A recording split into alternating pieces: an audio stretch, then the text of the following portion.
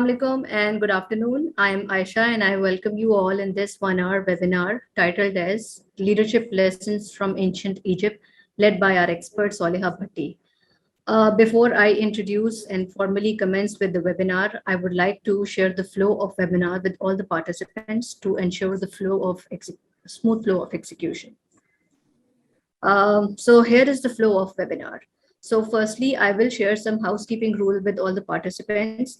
Then there will be a short video message by our CEO Jamil Janjua about what we do at Octara. Then there will be a presentation by the speaker Sualeha Bhatti of 45 minutes, led by Q&A of 15 minutes. After that, we'll have a group photograph with all the participants, preferably with their cameras on. Then I will share the upcoming programs and offerings at Octara. There will be closing remarks by JJ, our CEO, and then thank you note from Team Octara. So that's the flow. Moving on with our housekeeping rules. I would request all the participants to be on the listen only mode. That means you have to mute yourself and you have to put off your camera to avoid any background noise. Although if you want to switch on your camera and mute yourself, you can, preferably. You can also put your questions in the chat box and we'll take your questions from there. I would also like to inform that this webinar is being recorded and it's also streaming on Octara's Facebook page. So if any of your friends or colleagues have not registered on Zoom, they can view it from there. And later it will be uploaded on Octara YouTube channel, which is Octara Trainings. After the session, you will get a group photograph via email. And also there will be an e-certificate of attendance given to all those participants who will stay online till the end. Lastly, in the housekeeping rules, if you find any technical difficulty during the session, you can contact my colleagues Sarim and Zainab, who are also the co-host of this meeting. So now here is a short video message from our CEO JJ, Jamil Janjua, about what we do at Octara. Have a look.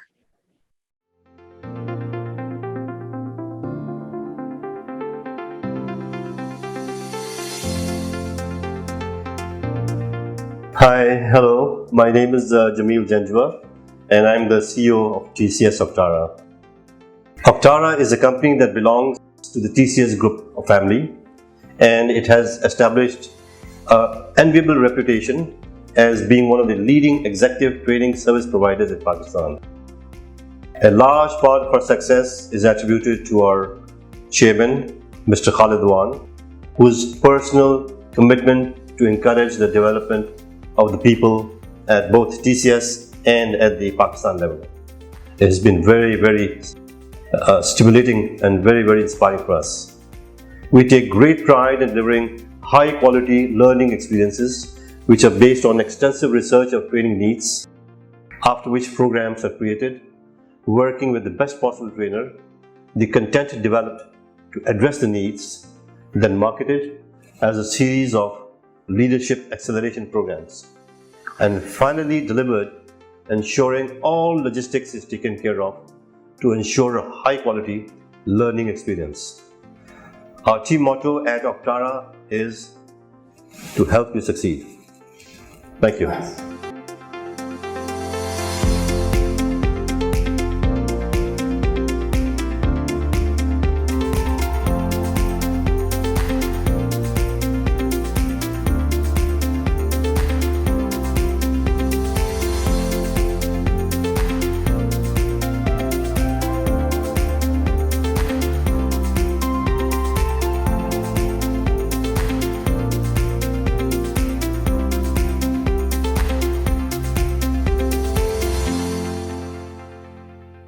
Now I would like to introduce our speaker of the day, Sualeha Bhatti. Sualeha has extensive experience and she is the chief consultant and CEO of her company Winning Edge. She has over 30 years of experience across industries that includes from trading to manufacturing, from hospitality to pharmaceutical, and across the industries. Sualeha's clients include big companies like Engro, Shell, Pfizer, Mobilink, RB, UBL, British Petroleum, SST, and many others. She has recently written a book, My Life, My Dots, My Connection, which is available on Amazon. And while we were having a backstage conversation, I asked what you do at your leisure time. And interesting to find out that in this COVID time, she has learned to develop a website. So, and she also write reading in her leisure time. So without any further ado, I would like to welcome Sualeha and turn over the stage to her. Welcome, Sualeha. Thank you very much. Thank you. All right. So if you could, yeah. All right. Welcome to this program entitled Through the Sands of Time. Let me just share my screen with you. This is a program which has taken around 30 years to materialize. The reason it's taken that long is because I've been very interested in the subject for a very long time. All I've been doing is reading about this. And then one day I thought, well, there are certain principles which are universal and they stand the test of time. So let me see how it is that those principles by which those pharaohs and those kings ruled for so many years, do they still apply? And that's how this program came about. Let me ask you all one question. And the question I want to ask you, is what qualities do you like the most about the emperor? Simple question. What qualities do you like most about the emperor? How will you answer? Anyone? How will you answer this question?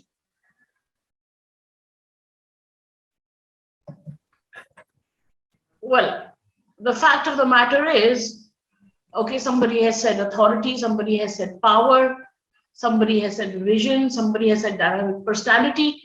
What you haven't done is you haven't asked me one simple logical question. Sualeha, which emperor? There have been thousands over the centuries, over the millennia. We still have a couple of emperors alive. So which emperor am I talking about? And this, unfortunately, is the same trap that we get into when we come across the term Pharaoh. For us, Pharaoh is that one king who chased Moses through the Red Sea and drowned subsequently, and was very, very evil and all that. And yes, he was, no denying that. But that was just one king. That was just one king. But if you think about Egypt, it's not just one king that we are talking about. Okay? It's not just one king. There have been 3,000 years of rulership. 3,000 years, from 3000 BC to around 342 BC, the Egyptians had kingship. They were ruled. Can you see the screen? Just checking. Let me just see whether you guys are able to see the new screen or not. Yes, Sualeha, we can see. Yes, we can. Okay. For some reason, it's not playing though. I have no idea why it's not playing. All right. Things happen. Shit happens. All right. Now, Sualeha, what you can do is you can stop sharing and then start the resharing. It may help. Explain. For 3,000 years, there have been 30 dynasties which have ruled over Egypt. There have been thousands of kings. In fact, the term Pharaoh wasn't even used till the New Kingdom, which was the 18th dynasty. Story of ancient Egypt started in 3000 BC. And the term Pharaoh started being used somewhere around 1552 BC. In fact, we say the Pharaoh who built the pyramids, The people who built the pyramid weren't even called pharaohs. It wasn't around at least 1,500 years later that the term pharaoh started. It simply meant in the beginning, it was just a reference given for the person who lives in the big house. The term pharaoh is a derivative of par-a, and par-a meant the big house. And of course, who had the biggest house? The pharaoh, the king. So it was just a slang reference in the beginning for the person who lives in the biggest house. And then around the 22nd dynasty, it became the official title of the king. So for thousands of years, it wasn't the official title of the king. To think that Egypt was ruled just by tyrants and by people with the might of the whip is absolutely ridiculous. It was a highly evolved society. Most people don't realize this, but the first recorded strike, labor strike, was from the builders of the pyramid. The pyramid builders were the first people who went on an industrial strike because they did not get enough beer rations.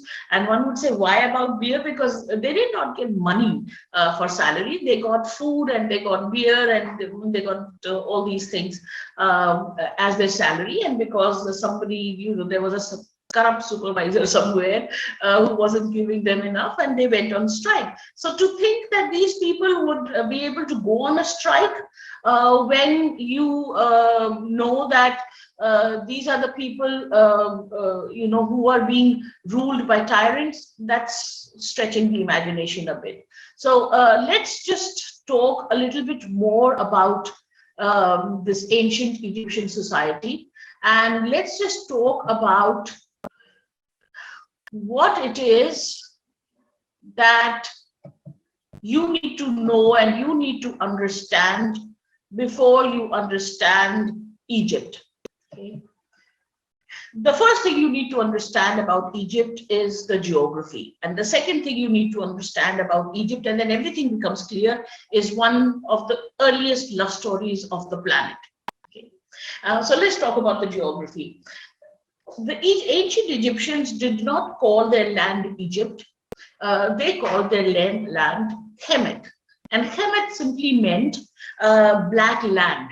And that was in reference to the annual floods. When the Nile flooded, it deposited rich, nutrient-rich black soil on its banks. And that is what made this area so fertile. So Kemet was the black land. And the entire Egyptian civilization was just built around this little strip going right across the land. And on either side of the Kemet was the desert. And that is an extremely important part of this whole story that we are going to be unfolding in a while. But you need to remember the geography first. So Kemet, the black land, is a fertile land surrounded by the desert. Now let's move to that great love story. Okay. At the time of creation, when the earth and the sky mated, they had 4 children, 2 sons and 2 daughters. The sons were Osiris and Set, and the daughters were Isis and Nephthys. Osiris was, because he was the eldest, he was given the right to rule over Egypt. And because for the Egyptians, the world meant Egypt in the beginning. So he was the one who was given the right to rule. He was the legitimate ruler, the first ruler of Egypt. He was the god of Nile. And he also taught the Egyptians how to farm. So he also became the god of agriculture. Seth, his brother, was the god of destruction, and he ruled over the desert, the area surrounding the Kemet. So he was the god of the desert and the chaos and destruction.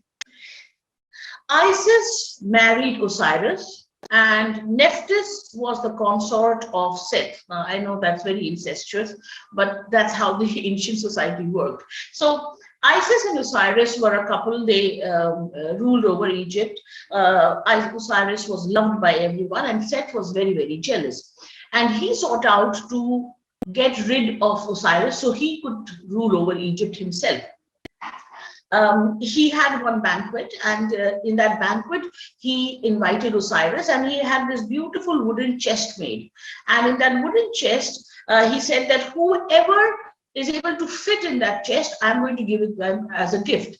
It was made to Osiris's measurement, so obviously only Osiris could fit. So as soon as Osiris lay down in the chest, it was sealed and thrown into the Nile. And from there, it drifted through the delta into the Mediterranean and ended up on the banks of what we know as Libya today, and a big tree grew around it. That tree was then eventually cut as one of the pillars for the palace of Pharaohs. Isis was distraught. She was absolutely frantic and distraught, and she hunted everywhere. And finally, after a lot of searching, she found the where Osiris was, and through her magic, she retrieved the chest and she hid it from Seth and smuggled it back into Egypt.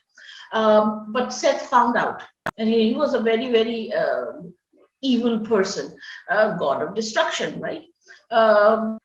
Seth then dismembered Osiris's body into 14 pieces, and Isis tried to hunt for all 14 pieces. And by this time, Nephthys, who was her sister, though she was Seth's wife, she also had, great compassion for Isis, so she helped her sister. And together they found 13 pieces. They couldn't find one. They found 13 pieces of Osiris's body, and those 13 pieces, with the help of the son of Osiris and Nephthys, of Seth and Nephthys, Anubis, the god of embalmment and mummification, they put together his body, and through the magic of Isis, she resurrected him for a while, transformed herself into a falcon, mated with Osiris, and then she became impregnated with the child of Osiris, who was then later born as and named Horus. Now, this is very important. The first mummy, then, that means, was the mummy of Osiris. Let's now look at the deeper layers and the implications of the story and how that has colored everything about Egypt for centuries, for millennia. The first thing that we need to this is the family portrait. So in the center we have Osiris. On one side we have Isis with the horned headdress, and on the other side we have Horus, who is the son, who looks like a falcon, the falcon god. So why was the pharaoh divine? The first thing we need to understand. As I said, Osiris was the first ruler of Egypt, and he taught the Egyptians to farm, hence the god of agriculture as well as the Nile itself. Second point, Seth was the god not only of destruction and chaos, but also the god of the desert, as mentioned. Isis was the goddess who resurrected Osiris.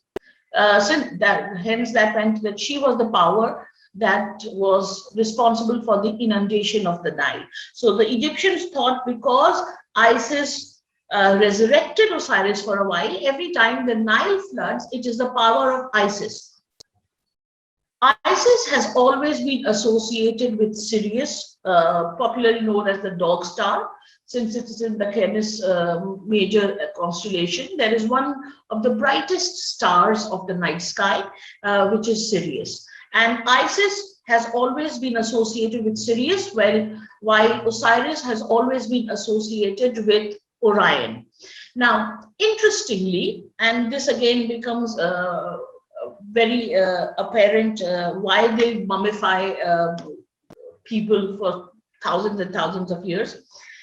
Isis, every year, the star Sirius dips below the horizon. It's called the heliacal setting and the heliacal rising of any star. So Sirius dips below the horizon, and after 70 days, it then again rises above the horizon. The Egyptians took that rising of the of Sirius to be the first day of their new year, because immediately after Sirius was visible in the sky, soon after that, the flooding of the Nile started, which was critical for the Egyptian civilization. If Nile did not flood, they could not survive, because that was what gave them that nutrient-rich soil. So for them, the rising of Sirius meant that Isis was going to resurrect Osiris, which is the Nile. The Nile will flood and we will have crops. This period between how long it takes for how long Sirius disappears from the night sky is 70 days, which is exactly the number of days they took to mummify a pharaoh. So it's all this cosmic thing that is playing out while they are doing all the mummification. Osiris, the first mummy, takes 70 days for the heliacal rising, so it takes 70 days for mummification. What is happening? I have no idea what is. Why? Sorry. Why is it going in the reverse direction? Please don't ask me. Now let's. Sometimes technology becomes mad.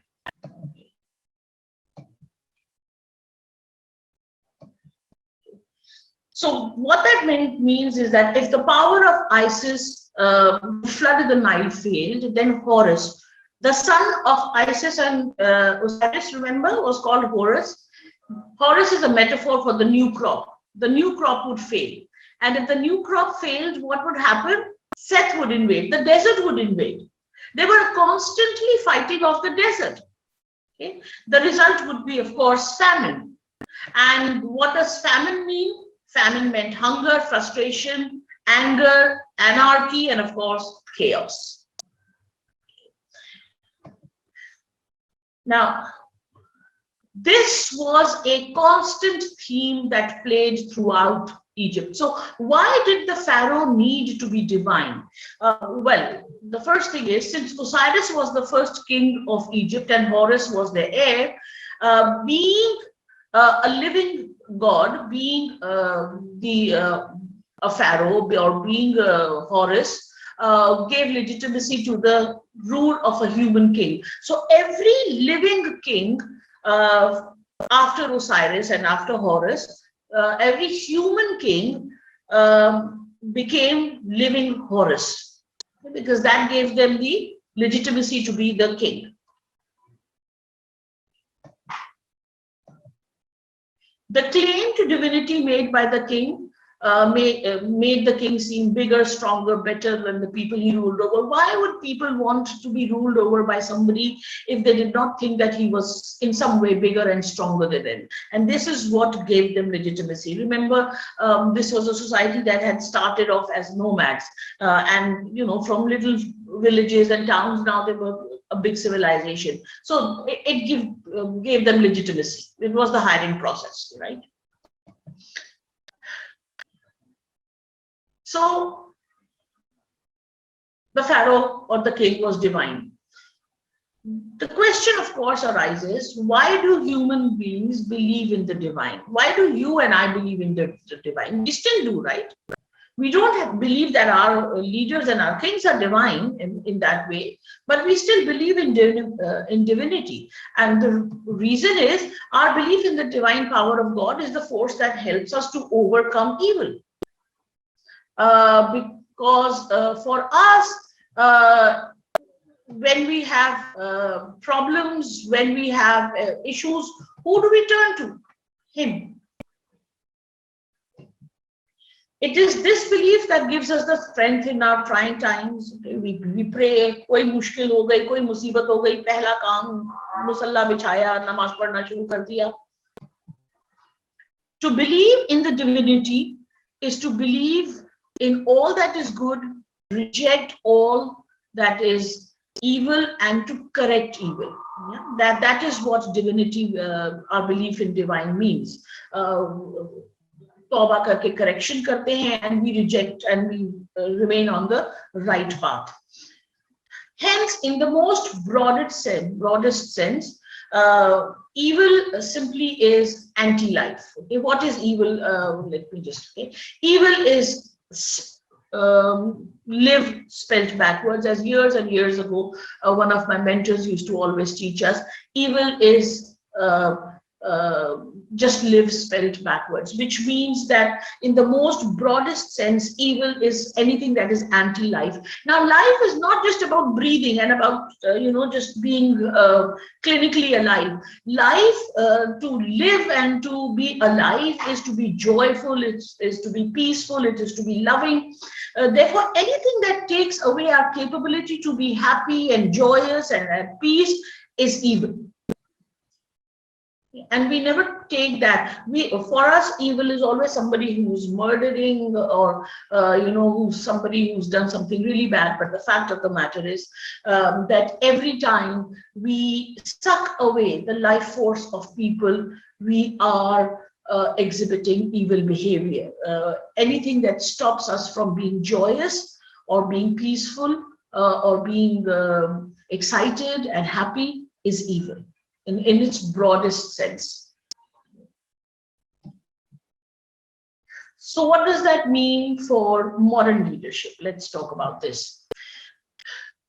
People tend to naturally follow those whom they perceive are stronger than themselves, correct? Even now, if we feel that the formal official leader is weak, we find informal leaders in the organization. We will probably find it could be a peer, it could be anybody जिसके पास हम जाते हैं कहते हैं भाई यार समझा दे क्या था, समझ में नहीं आया, पता नहीं वो क्या कह रहा था. So जिसको भी हमें लगता है कि yeah, somehow they are better, they are stronger, they are wiser than us. Those are the people we still accept as leaders, though their title could be. And just as the Pharaoh was considered powerful and better than his subjects, the modern leader too must demand that respect from his or her team. Because they keep saying that leaders are supposed to be role models and all that. They have to be able to command. They can't demand respect. They have to be able to command this respect. And where does this respect come from? This respect comes from their strength of character and their knowledge, their domain knowledge. Because if they don't have knowledge, again, you could be a lovely person, but you don't know much.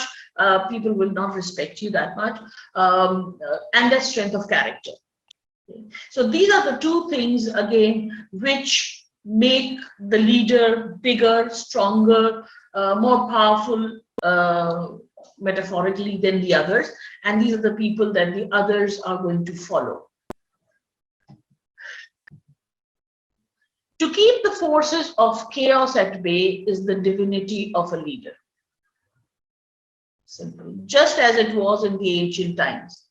The Pharaoh, the king, kept Set at bay, keeping Kemet fertile, making sure that the crops would keep yielding and they would be able to feed everybody in the population. Still, the same thing still applies. Okay? To keep the forces of quote unquote of a leader. Each time a change occurs, the forces of chaos are not far behind the change. The more pronounced the change is, the more pronounced the chaos may be. And to manage this successfully is to keep the chaos at bay. And we have seen 2020 and even continuing now has been very, very chaotic for most people. And it has taken an immense amount of resilience and strength of character and vision to be able to keep the organizations intact, to be able to make sure that people are still being able to be productive, mental health issues are being taken care of, at least some organizations are trying. So that is still at play.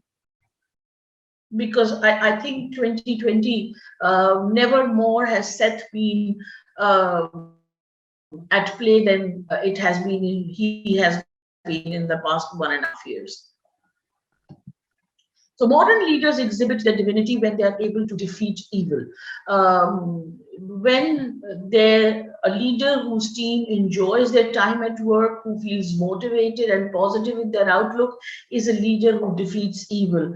In the most basic textbooks on leadership, they will tell us what are some of the tasks that of a leader, what are the qualities that distinguish a manager and leader, and they'll say a leader is somebody who makes sure that the organization, people are motivated. His team is motivated. That motivation, that inspiration is divinity. The same thing, which is continuing. We've just given it different names. Let's now talk about the immortality of the Pharaoh. Pharaoh was immortal. Yeah. And we have seen this over the years at play, that they took great lengths to make their tombs and to make their pyramids or whatever, just for achieving immortality. But we have taken immortality at face value. What does immortality really mean for ancient Egypt, and how is it that still at play? Let's talk about that now. Okay. So what's in a word? To the ancient Egyptians, words were sacred and to be treated with utmost respect. And I think that is so profound.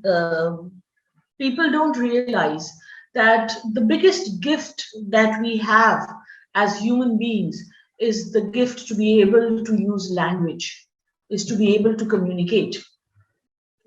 And to the ancient Egyptians, words were sacred. They had a power of their own, and they were to be treated with utmost respect. For the Egyptians, to know the name of something meant having power over it. Okay? If you don't know something, you don't know something. Once you know it, then it comes into the domain of your knowledge. Once it comes into the domain of your knowledge, you have power over it because you can now explore. If you don't know something, you don't know something. Things are still the same.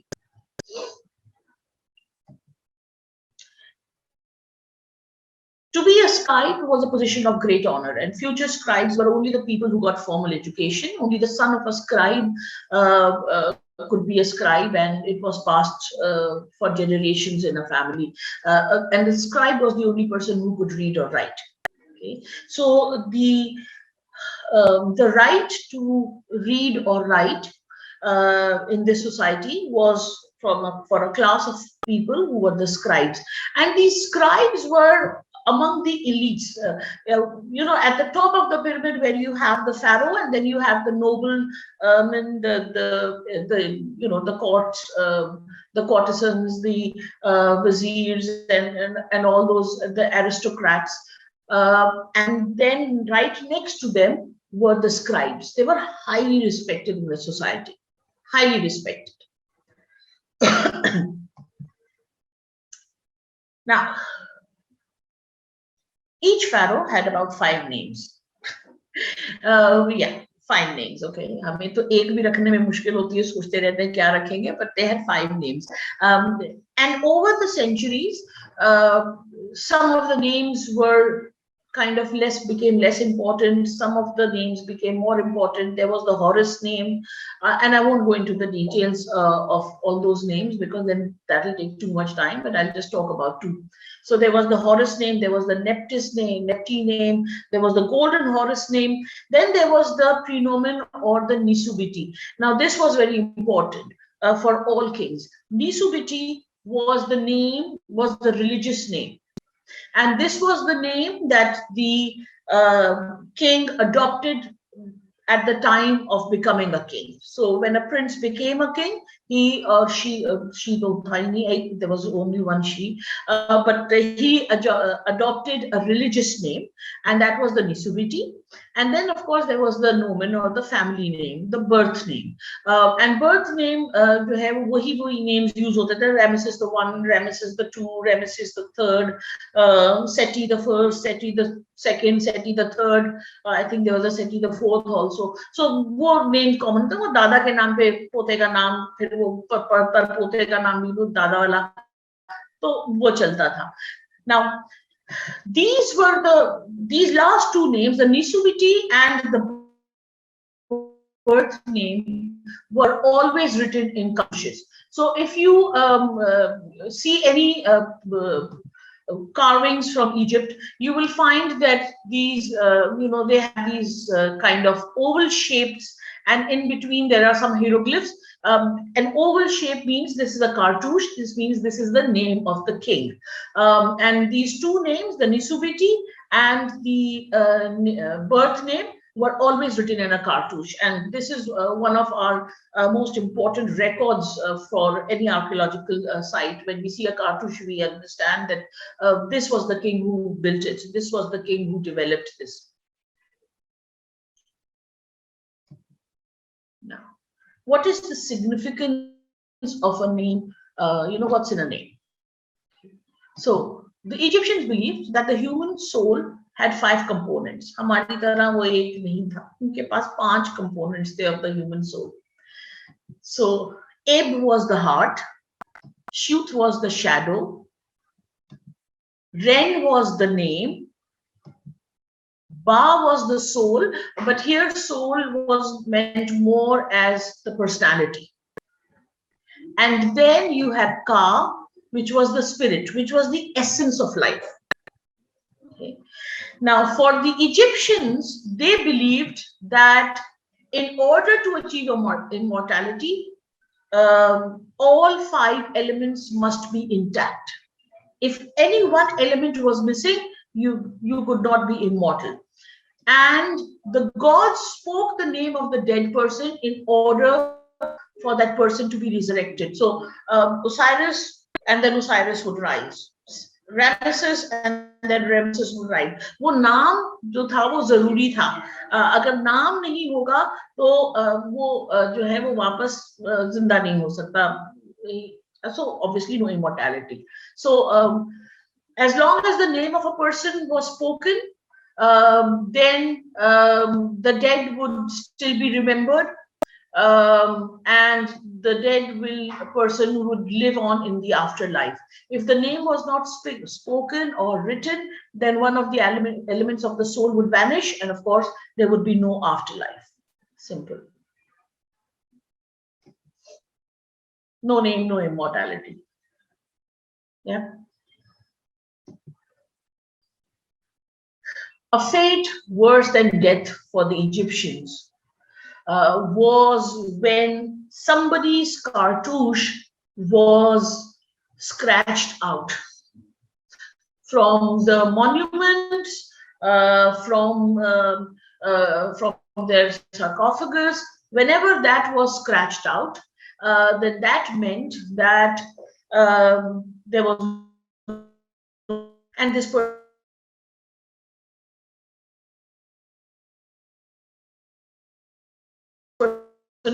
could not be in the next life. So what did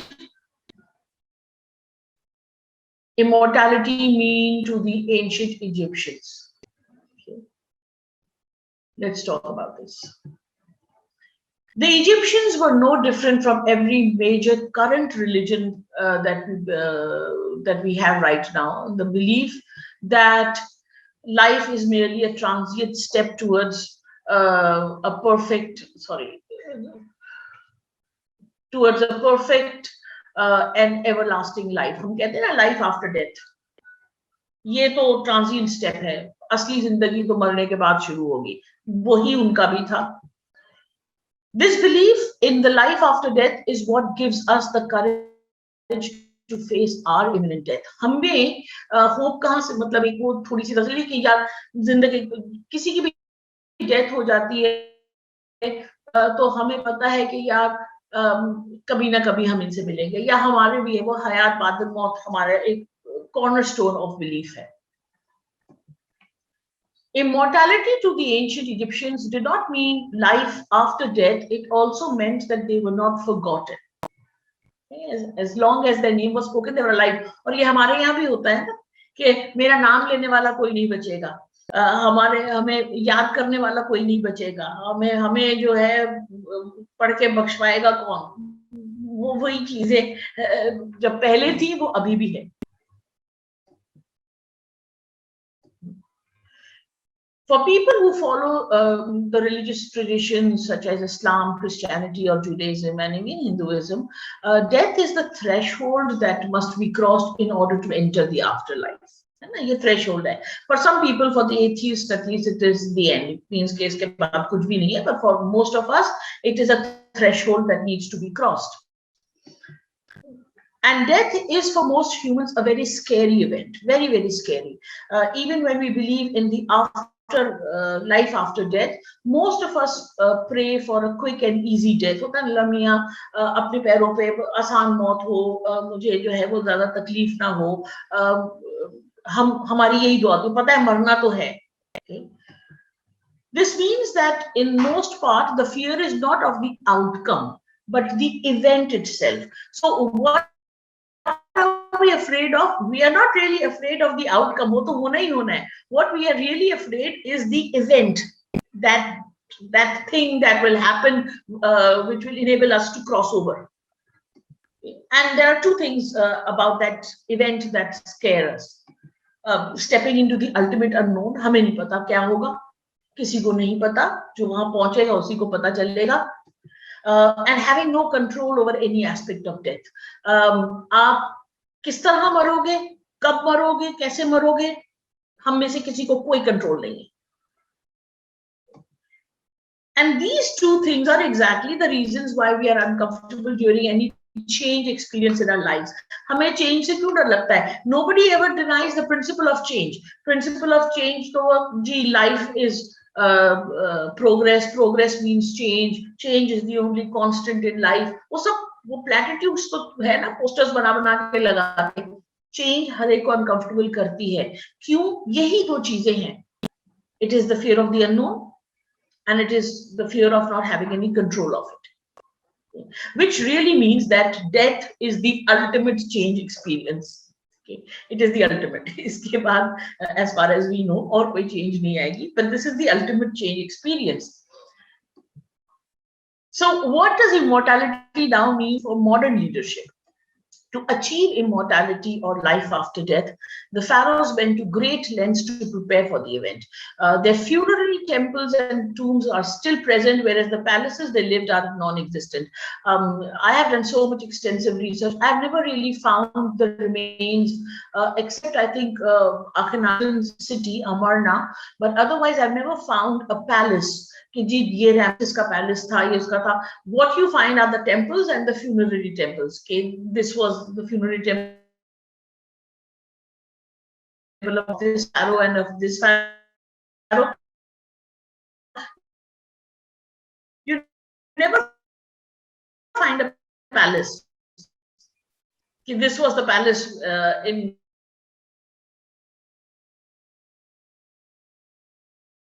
leader is taking step towards immortality. Okay? Preparing the team for that ultimate change experience. That is when what the immortality of the modern leader is. In today's world, immortality is achieved when leaders are less concerned about their status, which is their palace, and more concerned about the outcomes and the deliverables. When it is more about the trappings of their titles and their entitlements, मैं आया तो वो उसने दरवाजा नहीं खोला और मैं आ रहा हूँ तो कोई मेरा ब्रीफकेस उठाएगा और फिर मैं जाऊंगा. Those are the trappings. Okay, that's very mortal like behavior. But when they are more concerned about what the deliverables are, what about the outcome, what it is that they want to achieve. People who spend years in an organization are forgotten a few weeks later are mortal, because they have left no proof of their existence. That is, their REM ceases to exist. होता है ना, 35 साल एक जगह पे काम किया, लेकिन what do they have to show for it? Not much. After a little while, they're forgotten. शायद कोई एक दो लोग जो उन्होंने उनके साथ काम किया होगा वो याद करके यार वो एक साहब थे ना, याद है, लेकिन as such the organization has no stories about them. But immortal leaders exert a positive influence on the organization through capability enhancement of their team as well as the organization. Leaders develop other leaders. So when a leader goes, an immortal leader is talked about years later, because this was something that he foresaw or she foresaw, and they did this and they instituted this particular process or this particular program and this kind of development and all that. That is what immortality is for today's leaders.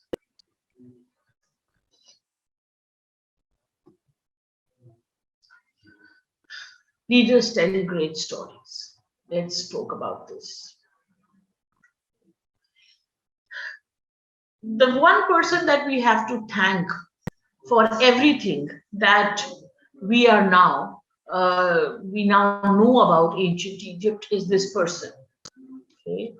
Champollion, Jean-Francois Champollion, who's known as the father of Egyptology.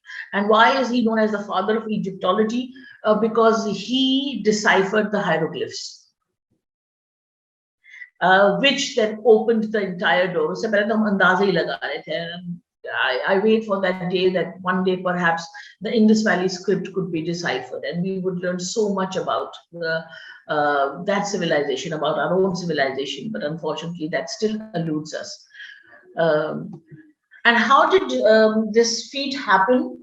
The French found one carved stone slab, granite slab, in the town of Rosetta, so Rosetta Stone, and on that they had inscriptions in 3 languages. They had inscription in the Egyptian hieroglyphs at the top. In the center was the Demotic, and the Demotic was written daily used Greek, but the language was Egyptian. जैसे हम Roman English लिखते हैं, उर्दू लिख रहे होते हैं अंग्रेजी में, वो उस तरह Demotic में उन्होंने Egyptian लिखी हुई थी. And then the last was the classical Greek. Champollion took the challenge of trying to decipher it. वो बेचारे ने बहुत मेहनत की, बल्कि in fact story ये है कि जब वो उसने finally इसको decipher कर लिया, so he ran into his brother's office and told him, I have done it, and then fainted and remained fainted for 7 days. He just completely fainted out of sheer exhaustion. So let's talk about the importance of this. Takes a little bit of time. Yeah. Now, when you go to Egypt, or if you see anything about Egypt, you see a lot of carvings. Every surface would be covered with pictures. Yes, there are hieroglyphs, but there are also these images, the images of a king, being anointed by the gods, the king smiting his enemies, being victorious in the wars, and so on and so forth. Now, understand, पहले हमने कहा था कि scribes, the people who could read or write, were very few in the society. the top of the pyramid पे थे ना, तो बाकी की जो larger population थी, they could not read that, but they could see. They could see these images. They could see their king being pious and being religious. They could see their king making offerings to the gods. They could see these images of their king being victorious and over his enemies and protecting the land. They could see this.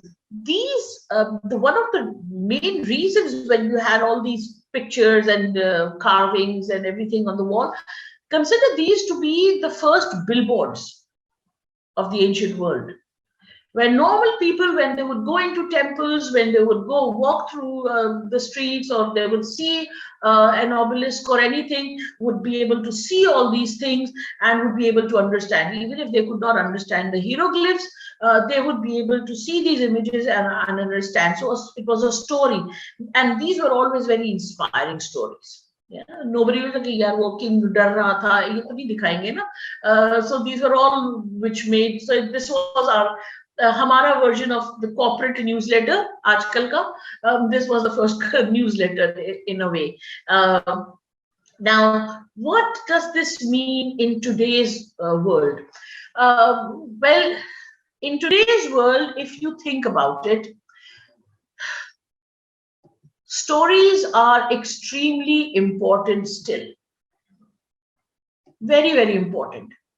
I usually go to different organizations and they will tell us, यहाँ पर ना बड़े rumours हैं और लोग बड़ी negativity spread कर रही है और बहुत ये हो रहा है और बहुत वो हो रहा है और and I always ask those people, well, अगर वो इतनी नेगेटिव स्टोरीज और वो हैं, what are you replacing them with? And the answer is usually nothing. हमारा न्यूज़लेटर निकलता है, हाँ, very good. Everything has changed. Newsletter होना चाहिए, कौन मना कर रहा है, वो बिल्कुल करो. But then these stories need to be communicated. People need to have. हर ऑर्गेनाइजेशन में सब कुछ बुरा तो नहीं होता ना, कुछ टीम्स बहुत अच्छा कर जाती हैं, कभी कुछ होता है. Those things are never highlighted. वो मैनेजमेंट आपस में डिस्कस कर लेती है उस टीम में. And I'm not saying that every time you need to make a hullabaloo out of it, but because remember, one of the things that a leader does is inspire. And this was ये जो hieroglyphs और ये जो ancient carvings आप देखते हैं, these were all meant to inspire. They were meant to inspire people. They were meant to inspire confidence in the pharaoh or in the king, and that is what all these were for. What does the modern leader do now to inspire people? What kind of stories are we telling? What kind of stories? Because if you do nothing, then the negative stories, the demotivating stories, the rumors will be rife. And this is one of the things that I have found is usually absent in most of the leaders. There's a kind of almost a sense of helplessness. क्या करें, ये वो तो बातें करते हैं, फिर वो ये हो रहा है, फिर लोग बड़े डिमोटिवेटेड चल रहे हैं लोग, और यही हमेशा होते हैं कि जी लोग बहुत डिमोटिवेटेड चल रहे हैं. How do you inspire them? What kind of stories of current projects, history, whatever of the organization, or brilliant performances by individuals, what are you highlighting?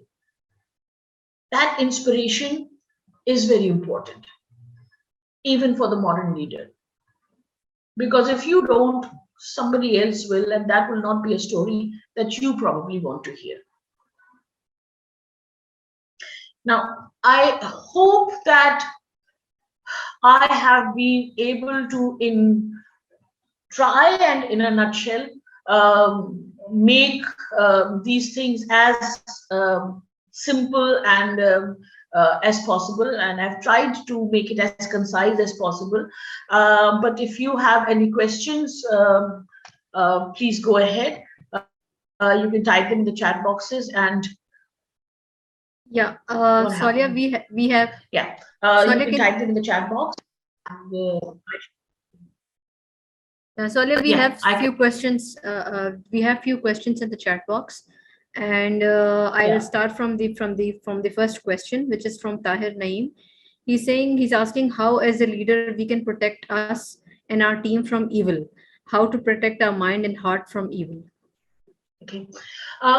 First of all, it is very important for us who have emotional intelligence, maybe that the leader's emotions are very contagious. You have to watch your own emotions. If you watch your own emotions and if you learn to remain positive, that automatically exerts a positive influence on your team. Okay? Don't be an environmental vacuum cleaner. And what do I mean by environmental vacuum cleaner? Vacuum cleaner क्या करता है वो? Sucks all the dust ना. कुछ लोग ऐसे होते हैं कि जब जैसे ही कमरे में घुसते हैं वो वैक्यूम क्लीनर की तरह they suck all the joy and the vitality and the happiness from the room.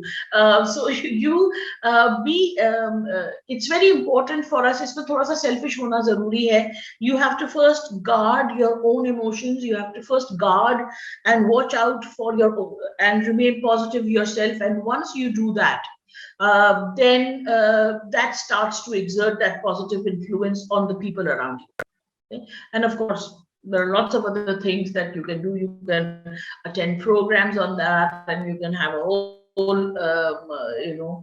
series of things on how to be positive. But you can learn that.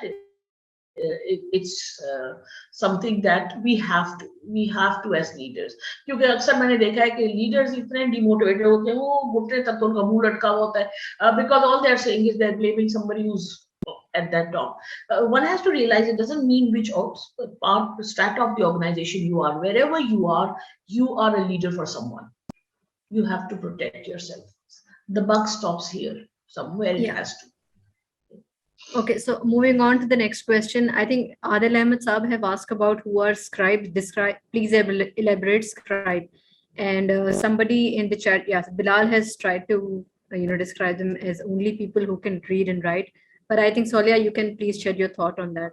Yeah, scribes were the elite, the only people who could read and write. So when they kept all the records of the trade, they kept the records of the historic record, everything for the king. So they were at the top of the of the kingdom. They were the record keepers. So I think there was a last question from Adil Ahmed Saab, and he was asking horror stories emanating from climate change and global warming. How do you counter those? Well, I really don't know how to counter those, but what I can say is that things haven't changed over the millennia, have they? Seth is still at play. And I think we have to have the same mindset that the ancient Egyptians did, that we have to be constantly vigilant and constantly mindful that chaos and destruction is always ready, and we have to do our part to make sure we can combat it. So we've kind of started thinking we are immortal. We are not immortal. We are not. And the planet definitely is not immortal. Okay, so he's commenting again. Abdul Sahab is commenting in the chat box. Changing our rampant consumerist mindset requires stories that nobody is going to welcome. Doing more with less isn't something people look forward to. Too late for storytelling. लातों के भूत बातों से नहीं मानते. I guess, yeah. As far as climate change is concerned, I absolutely agree with you. G. So, anybody from the participants have a question? You still have the time to ask, and you can put your question in the chat box, or if you want to switch on your camera and unmute yourself, you can ask her directly as well.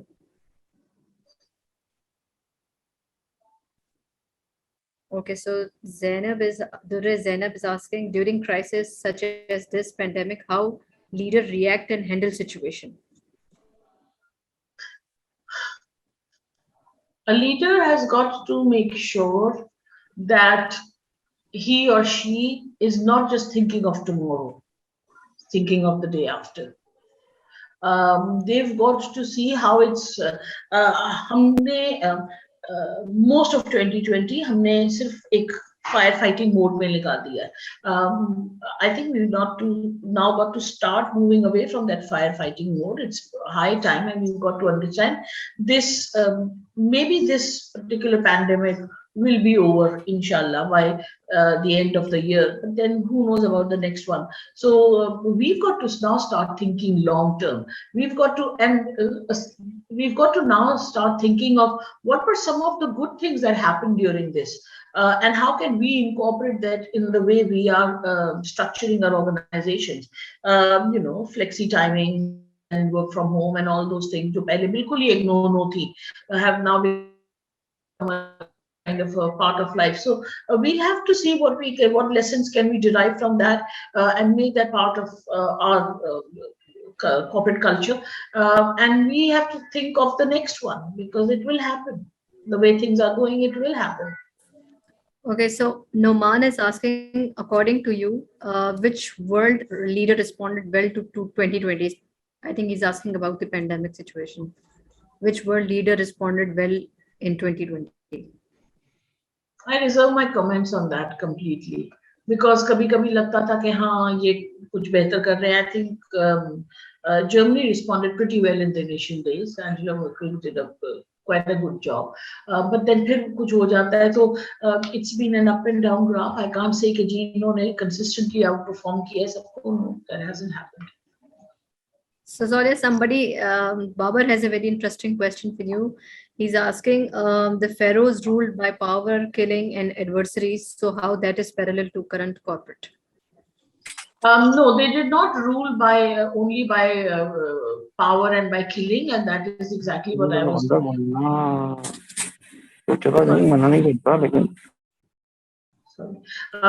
So they were.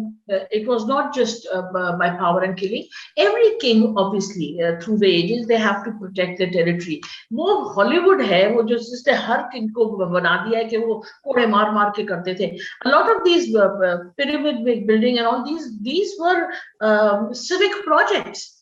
कौन सी civilisation है जो 20-20 साल तक जो है वो कोड़े खा के पिरामिड्स बनाएगी? ऐसा नहीं होता.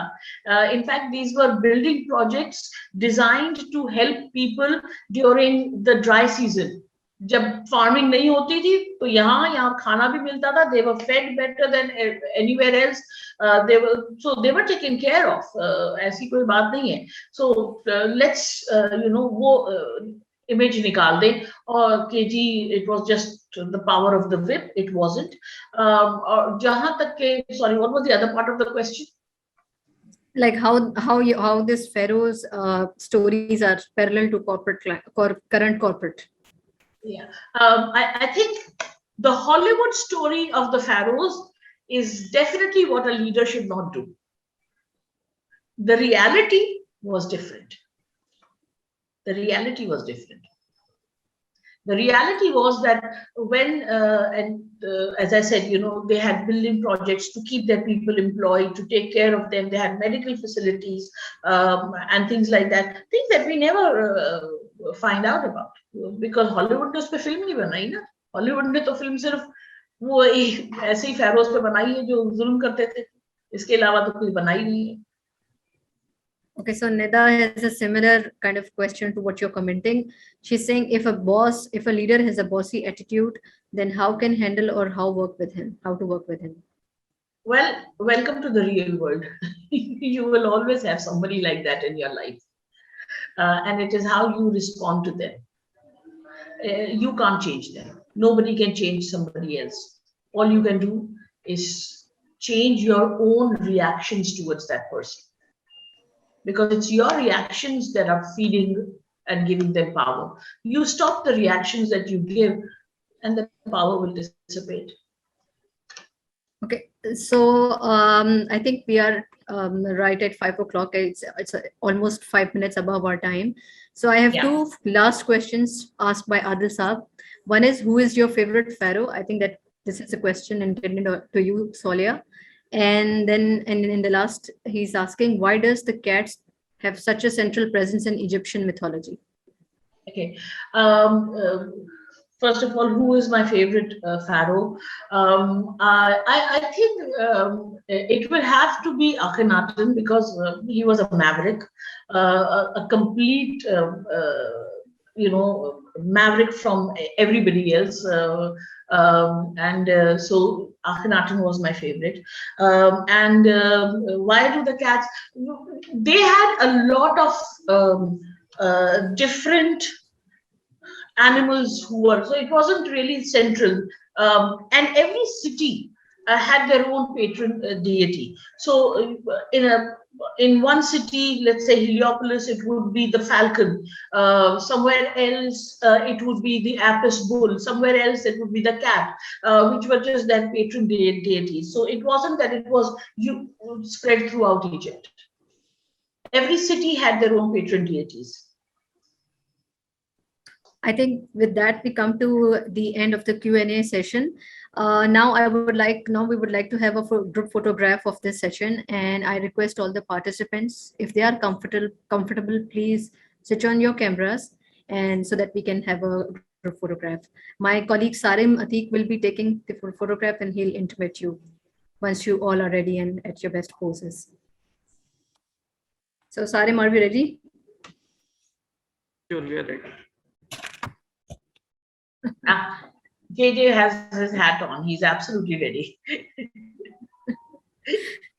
You can make any other pose, or a thumbs up would work. I was getting into the mood of the sands of time, since we were talking about the pyramids and we were talking about camels and we were talking about the pharaohs. I thought I would look a little like Indiana Jones at that time. Okay, guys, ready? Yeah.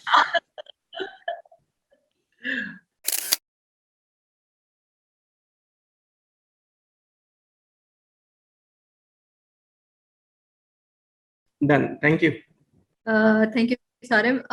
Okay, before we move on, and I'll share the latest happening and what are the upcoming programs that Octara has lined up, I would request JJ to have some closing remarks, few remarks on the webinar.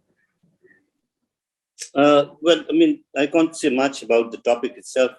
I think in the short time that we have heard from Sualeha, she has actually very, very well documented in through her slides the period starting from 3000 BC up till 340 BC. So it's a long history of the Egyptian and the pharaohs, and I think she did a good job in terms of the limited time, and obviously it is a very difficult subject with the difficult names and trying to remember Osiris, Isis, all those names say it, but she was able to get through quite well. I would like to thank Sualeha, especially because this is a subject which we have had a discussion. I've had a discussion with her I would say more than 20 years back, when we were looking at doing this leadership lessons from the Egyptian, from the pharaohs, way back sometimes in the mid-90s. When I think Sualeha, if you recall, we were even looking at doing this program in Egypt itself, taking you and all the participants who are willing to join to Egypt and do this kind of program under the pyramids, you see, in Cairo. Unfortunately, we were not able to get through that because of the revolution that started at that time. So the things got bad in Cairo, and it was not safe to go over there.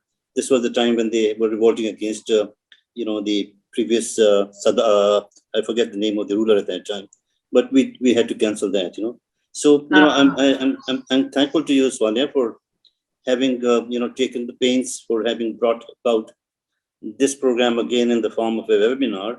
But I think we might want to do this again in the form of a one-day program and focus on the leadership learnings from the pharaohs. And you've touched on quite a few of them in terms of the vision, the vision of building a pyramid, you see. And the pyramid, which actually for them, if I recall, it meant to be a kind of a monument that would allow them to transit to the new world, So in today's parallel, it is like, we want to transit through a new world order, or we want to transit by making monuments, which can take 20 years, which is, I think, what time the pyramids took, you see. But to deliver that vision was required a leader who would be perhaps having, like you mentioned earlier on, the right characteristic attitude, in terms of their ability to inspire, their ability to communicate, their ability to get them to buy the idea or to take the ownership of the vision, and you worked selflessly towards that. Yes, there might have been a little bit of whipping required, which is even required today, but at that time also, it was just an example. We still have the carrot and the stick. Absolutely. So it was a very interesting presentation that you made, Sualeha. And, again, a lot of learnings if you were to really look into the way that they were able to get into making these monuments. And I was thinking while we were making the presentation, who are the pharaohs of today, you see? Well, not in the negative sense, but the pharaohs of today are people who have a vision of that long, that inspires people. And I was thinking of people like Elon Musk, people like the Amazon guy, Jeff Bezos, Richard Branson, Warren Buffett, Bill Gates. So these are people who were actually the modern day pharaohs. And in some ways, they have actually demonstrated or applied many parallels of that were applied to building the pyramid in building the organizations that these people have done. Again, vision, motivation, time that it took for them to be where they are today, empowerment, we're talking ambition, the ability to innovate from time to time. So these are things that we can perhaps in a full day program elaborate a little more. Absolutely. So let's keep our our eye on that. But Sure. Again, I'd like to thank you for coming back to us on this. And we also thank our journalist scribe, Mr. Adil Ahmed, for the interesting question that he's asked. He's the best scribe that I can remember, I can recall. Yeah.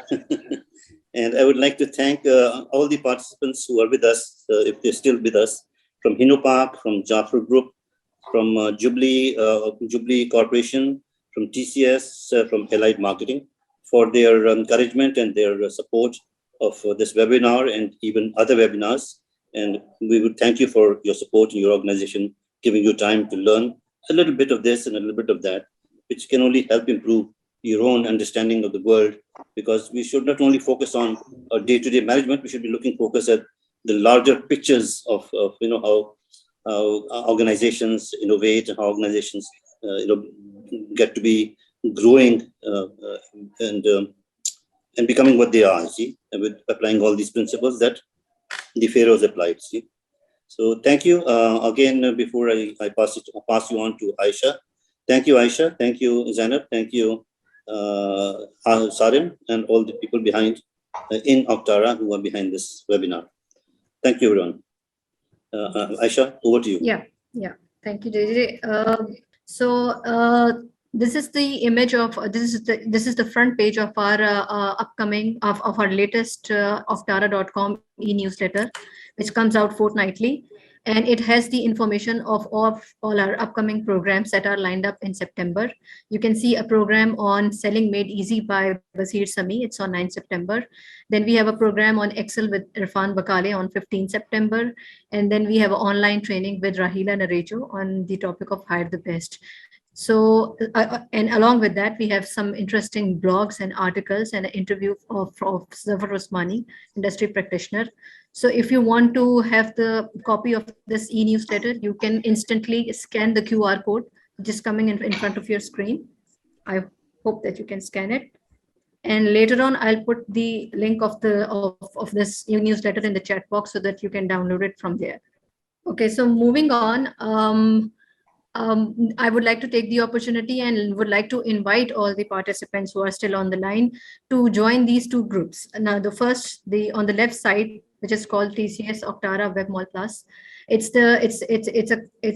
a platform which provides all sorts of e-learning programs that are searched and curated from across the globe. It has all kinds of webinars, training programs, fresh insights of HRM, storytelling sessions, advisory trends, podcasts, blogs, and whatnot. So if you want to become and access all the information that is available on this chat group, you can you can simply have a registration link, and you can fill in the registration link and become the member. I'll put the registration link in the chat box. On the right side, you can see another group which is called Made in Pakistan Web Mall, a Phoenix Rising. This group is mainly for sharing all the positive news and achievement made by Pakistan and Pakistanis around the globe. So I'll put the registration link of this chat group, of this WhatsApp group in the chat box, and you can later access the information.